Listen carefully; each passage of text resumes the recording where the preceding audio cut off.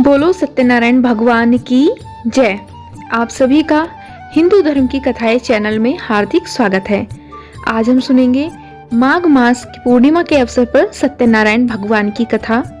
लेकिन कथा शुरू करने से पहले अगर आप चैनल पर पहली बार आए हैं तो चैनल को सब्सक्राइब और वीडियो को लाइक जरूर करिए। एक समय की बात है, नैमिषारण्य तीर्थ में शौनकादि 88,000 ऋषियों ने श्री सूत जी से पूछा, हे प्रभु, इस कलयुग में वेद और विद्या से रहित मनुष्य को प्रभु भक्ति किस प्रकार मिल सकती है और उनका उद्धार कैसे हो सकता है। हे मुनि श्रेष्ठ, कोई ऐसा तप बताइए जिससे थोड़े ही समय में पुण्य मिल जाए और उसके साथ साथ मनवांछित फल भी मिल जाए। इस प्रकार की कथा सुनने की हम इच्छा रखते हैं। सर्वशास्त्रों के ज्ञाता सूत जी बोले, हे वैष्णवों में पूज्य, आप सभी ने प्राणियों के हित की बात पूछी है, इसलिए मैं एक ऐसे श्रेष्ठ व्रत को आप लोगों को बताऊंगा जिसे नारद जी ने लक्ष्मी नारायण जी से पूछा था और लक्ष्मीपति ने मुनि श्रेष्ठ नारद जी से कहा था। आप सभी से ध्यान से सुनिए। एक समय की बात है, योगी राज नारद जी दूसरों के हित की इच्छा के लिए अनेकों लोकों में घूमते हुए मृत्यु लोक में आ पहुँचे। यहाँ उन्होंने अनेक योनियों में जन्मे प्राय सभी मनुष्यों को अपने कर्मों द्वारा अनेक दुखों से पीड़ित देखा। उनका दुख देखकर नारद जी सोचने लगे कि क्या ऐसा क्या यत्न किया जाए जिसके करने से निश्चित रूप से मानव के दुखों का अंत हो जाए। इसी विचार पर सोचते हुए घूमते हुए वह विष्णुलोक में पहुंच गए। वहां पर देवों के देव भगवान नारायण की स्तुति करने लगे, जिनके हाथों में शंख, चक्र, गदा और पद्म थे और गले में वरमाला पहने हुए थे। स्तुति करते करते नारद जी बोले, हे भगवान, आप अत्यंत शक्ति से संपन्न हैं। आपकी मन और वाणी भी आपको नहीं पा सकती है। आपका ना तो आदि है, ना ही मध्य है और ना ही अंत है। हे निर्गुण स्वरूप, सृष्टि के कारण भक्तों के दुखों को दूर करने वाले, आपको मेरा नमस्कार है। नारद जी की स्तुति सुनकर विष्णु भगवान बोले, हे मुनि श्रेष्ठ, आपके मन में क्या बात है? कहिए, आप किस काम के लिए यहाँ पर पधारे हैं, उसे निसंकोच होकर कहो। इस पर नारद मुनि बोले कि हे मृत्यु लोक में अनेक योनियों में जन्मे मनुष्य अपने कर्मों के द्वारा अनेक दुखों से दुखी हो रहे हैं। हे नाथ, आप मुझ पर दया रखते हैं तो कृपया कर ये बताइए कि वो मनुष्य थोड़े प्रयास से ही अपने दुखों से कैसे छुटकारा पा सकते हैं। तब श्री हरि बोले, हे नारद, मनुष्यों की भलाई के लिए तुमने बहुत ही अच्छी बात पूछी है। जिसके करने से मनुष्य मोह से छूट जाता है, वह बात मैं तुम्हें बताता हूँ, उसे ध्यान से सुनो। स्वर्गलोक व मृत्युलोक दोनों में एक दुर्लभ उत्तम व्रत है जो बहुत ही ज़्यादा पुण्य देने वाला है। आज प्रेमवश होकर मैं उसे तुमसे कहता हूँ। श्री सत्यनारायण भगवान का यह व्रत अच्छी तरह विधान पूर्वक करके मनुष्य तुरंत ही यह सुख भोग कर मरने पर मोक्ष को प्राप्त करता है। श्री हरि के वचन सुनकर नारद जी बोले कि उस व्रत का फल क्या है और उसका विधान क्या है। यह व्रत किसने किया था और इस व्रत को किस दिन करना चाहिए, सभी कुछ मुझे विस्तार से बताइए। नारद जी की बात सुनकर श्री हरि बोले, दुख व शोक को दूर करने वाला यह व्रत सभी स्थानों पर विजय दिलाने वाला है। मानव को भक्ति व श्रद्धा के साथ साथ शाम को श्री सत्यनारायण की पूजा धर्मपरायण होकर ब्राह्मणों व बंधुओं के साथ करनी चाहिए। अपने भक्ति भाव से नैवेद्य, केले का फल, घी, दूध और गेहूं का आटा सवाया लें। गेहूं के स्थान पर साठी का आटा ले सकते हैं। शक्कर या फिर गुड़ लेकर सभी भक्षण योग्य पदार्थों को मिलाकर भगवान का भोग लगाएं। ब्राह्मणों सहित बंधु बांधवों को भी इस दिन भोजन कराएं और उसके बाद स्वयं भोजन करें। इस दिन सत्यनारायण भगवान के भजन, कीर्तन और भगवान की भक्ति में लीन हो जाना चाहिए। इस तरह से सत्यनारायण भगवान का यह व्रत करने पर मनुष्य की सारी इच्छाएं निश्चित रूप से पूरी होती हैं। इस कलिकाल अर्थात कलयुग में मृत्यु लोक में मोक्ष का यही एक सरल उपाय बताया गया है। इतना सुनने के बाद सूत जी बोले, हे ऋषियों, जिसने पहले समय में इस व्रत को किया था उसका इतिहास मैं तुम्हें सुनाता हूँ, सो उसे ध्यान से सुनो। सुंदर काशीपुरी नगरी में एक अत्यंत निर्धन ब्राह्मण रहता था। भूख प्यास से परेशान वह धरती पर घूमता रहता था। ब्राह्मणों से प्रेम करने वाले भगवान ने एक दिन ब्राह्मण का वेश धारण कर उसके पास आकर पूछा, हे विप्र, नित्य दुखी होकर तुम पृथ्वी पर क्यों घूमते हो? दीन ब्राह्मण बोला, मैं निर्धन ब्राह्मण हूँ, भिक्षा के लिए धरती पर घूमता हूँ। हे भगवान, यदि आप इसका कोई उपाय जानते हो तो कृपया करके मुझे बताइए। वृद्ध ब्राह्मण कहता है कि सत्यनारायण भगवान मनोवांछित फल देने वाले हैं, इसीलिए तुम उनका पूजन करो। इसे करने से मनुष्य सभी दुखों से मुक्त हो जाता है। वृद्ध ब्राह्मण बनकर आए सत्यनारायण भगवान उस निर्धन ब्राह्मण को व्रत का सारा विधान बताकर अंतर्ध्यान हो गए। ब्राह्मण मन ही मन सोचने लगा कि जिस व्रत को व्रत ब्राह्मण करने को कहा गया है मैं उसे जरूर करूँगा। यह निश्चय करने के बाद उसे रात में नींद नहीं आई। वह सवेरे उठकर सत्यनारायण भगवान के व्रत का निश्चय कर भिक्षा मांगने के लिए चला गया। उस दिन निर्धन ब्राह्मण को भिक्षा में बहुत धन मिला, जिससे उसने बंधु बांधवों के साथ मिलकर श्री सत्यनारायण भगवान का व्रत संपन्न किया। अब भगवान सत्यनारायण का व्रत संपन्न करने के बाद वह निर्धन ब्राह्मण सभी दुखों से छूट गया और अनेक प्रकार की संपत्तियों से युक्त हो गया। उसी समय से यह ब्राह्मण हर माह इस व्रत को करने लगा। इस तरह से सत्यनारायण भगवान के व्रत को जो मनुष्य करेगा वह सभी प्रकार के पापों से छूटकर अंत में मोक्ष को प्राप्त करेगा। जो मनुष्य इस व्रत को करेगा वह भी सभी दुखों से मुक्त हो जाएगा। आगे सूत जी कहते हैं कि इस तरह से नारद जी ने नारायण जी का कहा हुआ श्री सत्यनारायण व्रत को मैंने तुमसे कहा। हे विप्रो, मैं अब और क्या कहूँ? ऋषि बोले, हे मुनिवर, संसार में उस विप्र से सुनकर और किस किस ने इस व्रत को किया, हम सब इस बात को सुनना चाहते हैं। इसके लिए हमारे मन में श्रद्धा का भाव है। ये सुनकर सूत जी बोले, हे मुनियों, जिसने इस व्रत को किया है वह सब मैं तुम्हें सुनाता हूँ। एक समय वही विप्र धन एवं ऐश्वर्य के अनुसार अपने बंधु बांधवों के साथ इस व्रत को करने को तैयार हुआ। उसी समय एक लकड़ी बेचने वाला बूढ़ा आदमी आया और लकड़ियाँ बाहर रखकर अंदर ब्राह्मण के घर में गया। प्यास से दुखी वह लकड़हारा उनको व्रत करते देख विप्र को नमस्कार करके पूछने लगा कि आप यह क्या कर रहे हैं तथा इसे करने से क्या फल मिलेगा, कृपया मुझे भी बताइए। ब्राह्मण ने कहा कि सब मनोकामनाओं को पूरा करने वाला यह सत्यनारायण भगवान का व्रत है। इनकी कृपा से ही मेरे घर में धन और धान्य आदि की वृद्धि हुई है। विप्र से सत्यनारायण व्रत के बारे में जानकर वह लक्कड़हारा बहुत प्रसन्न हुआ। चरणामृत लेकर वह प्रसाद खाने के बाद वह अपने घर गया। लक्कड़हारे ने अपने मन में संकल्प किया कि आज लकड़ी बेचने से जो धन मिलेगा उसी से मैं अपने घर में श्री नारायण भगवान का उत्तम व्रत करूंगा। मन में इस विचार को लेकर बूढ़ा आदमी सिर पर लकड़ियां रखकर उस नगर में बेचने गया जहां धनी लोग ज़्यादा रहते थे। उस नगर में उसे अपनी लकड़ियों का दाम पहले से 4 गुना अधिक मिला। अब बूढ़ा आदमी प्रसन्नता के साथ दाम लेकर केले, शक्कर, घी, दूध, दही और गेहूं का आटा लेकर श्री सत्यनारायण भगवान के व्रत की अन्य सामग्रियां लेकर अपने घर गया। वहां उसने अपने बंधु बांधवों को बुलाकर विधि विधान से सत्यनारायण भगवान का पूजन और व्रत किया। इस व्रत के प्रभाव से वह बूढ़ा लक्कड़हारा धन, पुत्र आदि से युक्त होकर संसार के समस्त सुख भोगकर अंतकाल में वैकुंठ धाम चला गया। आगे सूत जी कहते हैं कि हे श्रेष्ठ मुनियों, अब आगे की मैं तुम्हें कथा सुनाता हूँ। पहले समय में उल्कामुख नाम का एक बुद्धिमान राजा था। वह सत्यवक्ता और जितेंद्रिय था। प्रतिदिन देव स्थानों पर जाता और निर्धनों को धन देकर उनके कष्ट दूर करता था।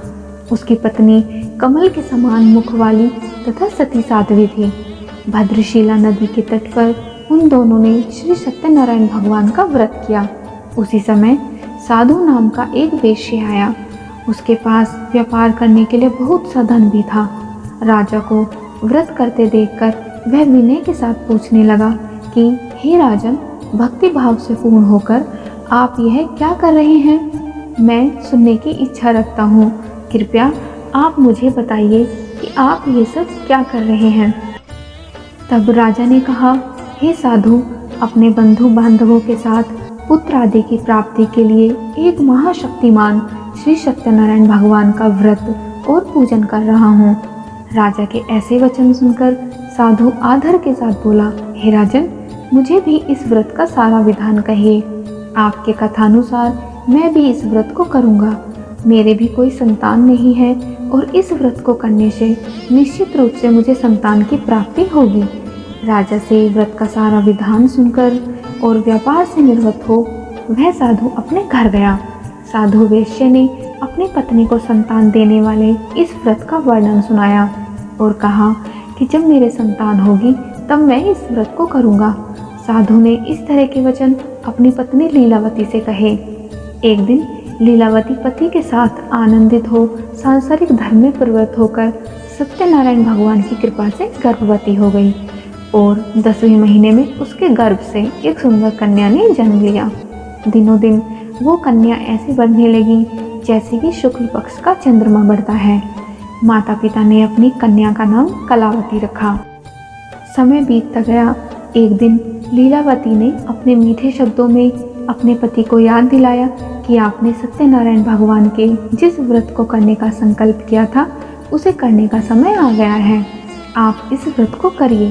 साधु बोला कि हे प्रिय, इस व्रत को मैं उसके विवाह पर करूँगा।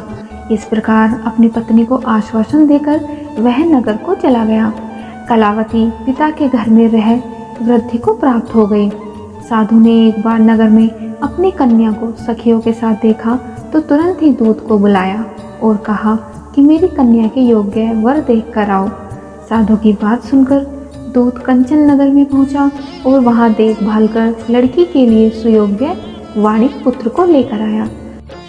सुयोग्य लड़के को देखकर साधु ने बंधु बांधवों को बुलाकर अपने पुत्री का विवाह कर दिया।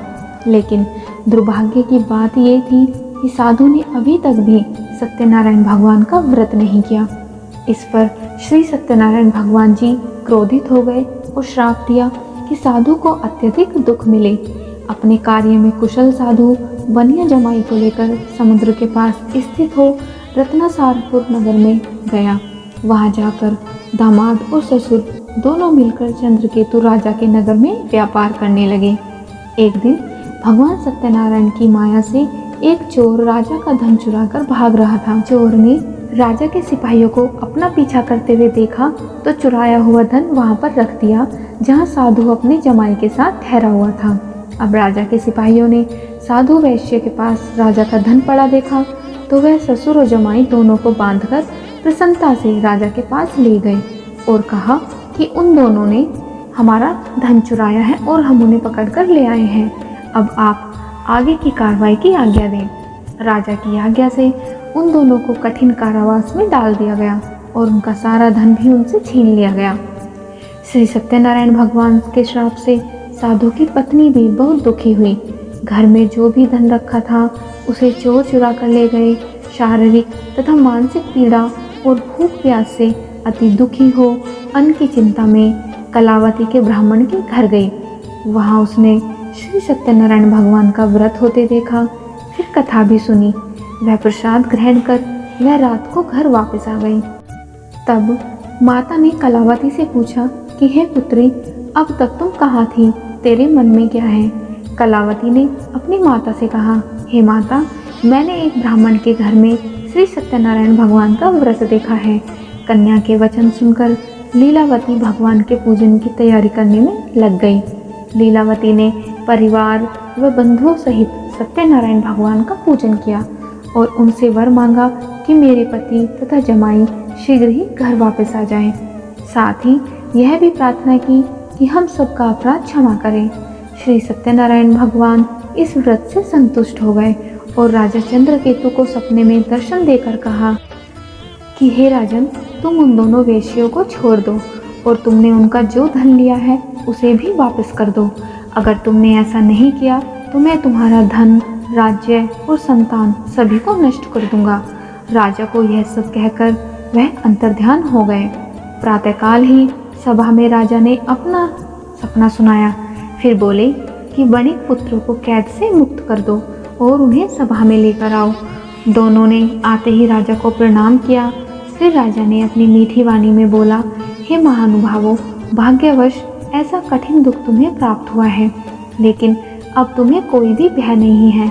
ऐसा कहकर राजा ने उन दोनों को नए वस्त्र आभूषण भी पहनाए और जितना धन उनका था उनसे दुगना धन देकर उनको विदा किया। सूत जी आगे कहते हैं कि वेश्या ने मंगलाचार कर अपनी यात्रा आरंभ की और अपने नगर की ओर चल दिए। जैसे ही वो थोड़ी दूर गए, श्री सत्यनारायण भगवान जी वेशधारी बनकर उनके सामने आए और उनसे पूछा, हे साधु, तेरी नाव में क्या है?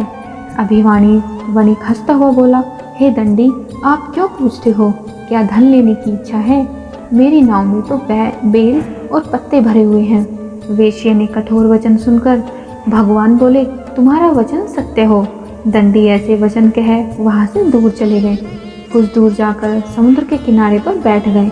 दंडी के जाने के बाद साधु वेश्या ने नित्य क्रिया के पश्चात नाव को ऊंची उठते देखकर अचंभा माना और नाव में बेल पत्ते आदि देखकर वह मूर्छित हो गया और वहीं पर जमीन पे गिर गया। जब उसे होश आया तो वह अत्यंत शोक में डूब गया। तब उसका दामाद बोला कि आप शोक ना मनाएं, यह दंडी का श्राप है, इसीलिए हमें उनकी शरण में जाना चाहिए, तभी हमारी मनोकामना पूरी होगी।